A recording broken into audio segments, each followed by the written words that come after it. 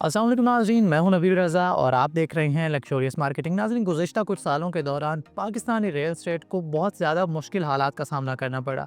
यकीनन इसकी बेशुमार वजूहात हैं, जिसमें पॉलिटिकल क्राइसिस, इकोनॉमिक क्राइसिस और फिर सुनी सुनाई बातों पे कान धरना और जो भी अफवाह मार्केट के अंदर आए वो फैल जाना। इसके अलावा टैक्सेस और हुकूमत की जानिब से बेजा प्रेशर, फिर वो भले IMF की वजह से हो या फिर FBR के टारगेट्स को मीट करने के लिए। ये वो सारी चीज़ें थी कि जिनकी वजह से ना सिर्फ रियल एस्टेट बल्कि पाकिस्तान की मईशत की हर फील्ड और हर सेक्टर बहुत ज़्यादा जगूहाली का शिकार रही। लेकिन नए साल के साथ नई खुशखबरियाँ भी हैं और हुकूमत भी आखिरकार इस नतीजे पर पहुंची है कि हम ज़्यादा और भारी टैक्स एक ट्रांजैक्शन पर लगा के कम टैक्स इकट्ठा करने की बजाय थोड़ा थोड़ा टैक्स ज़्यादा ट्रांजैक्शन के थ्रू इकट्ठा करके हम भारी इनकम और भारी टैक्स जनरेट कर सकते हैं। यही वजह है कि गवर्नमेंट ऑफ पाकिस्तान की जानिब से ये इंदिया दिया गया है कि जनवरी के मिड में या फिर फरवरी के अंदर टैक्सेस में छूट देने जा रही है गवर्नमेंट। तो यकीनन वो तमाम तर लोग के जो पाकिस्तान के अंदर पैसा भेजने से सिर्फ इसलिए हिचकिचा रहे थे कि उन्हें भारी टैक्सेस अदा करना पड़ेंगे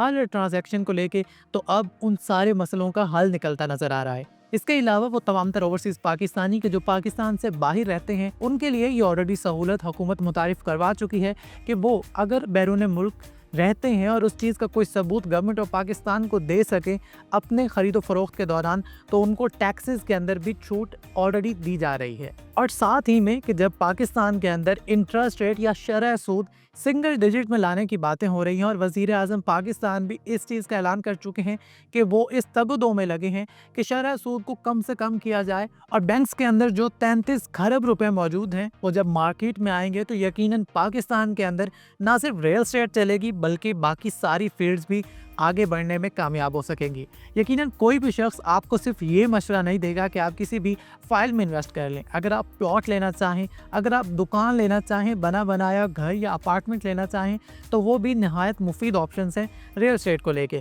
क्योंकि जब रियल एस्टेट चलता है तो कहा जाता है कि 40 से लेके 71 तक इंडस्ट्रीज़ और इदारे या सनतें चलती हैं। तो अगर आप पाकिस्तान के अंदर किसी भी अच्छे प्रोजेक्ट के अंदर इन्वेस्ट करने में अब तक नाकाम रहे हैं और अपने पैसे को बैंक्स के अंदर रख के बैठे थे, तो यही वो टाइम है कि अगर आप बाहर के मुल्क में रहते हुए पैसा कमा रहे हैं तो पाकिस्तान के अंदर सरमाया करने का इससे बेहतरीन टाइम शायद ही आपके पास हो। टैक्सेस के अंदर छूट दी जा रही है और आइंदा दिनों में मज़ीद भी रिलीफ दिया जाएगा और ख़ास तौर पर वो तमाम तर ओवरसीज़ पाकिस्तानी के जो पाकिस्तान से बाहर रहते हैं उनके लिए भी फैसिलिटेशन को मेक श्योर किया जाएगा। हम ये भी तवक्को करते हैं कि हुकूमत कवानीन को ना सिर्फ सख्ती के साथ अमल दरामद की जानिब लेकर जाएगी बल्कि वो तमाम तर काली भेड़ें जो इस फील्ड के अंदर मौजूद हैं और आवाम के सरमाए को हथिया कर मार्केट से राय फरारिश तैयार करते हैं, उन पे भी कड़ी से कड़ी गिरफ्त होगी। आइंदा दिनों में हुकूमत जो भी फैसले लेगी यकीनन मुआशी हालात उसी तरह से और उसी रुख में चलेंगे कि जिस जानिब हुकूमत की अपनी नीयत होगी। हम हुकूमत की नीयत के ऊपर शक ना करते हुए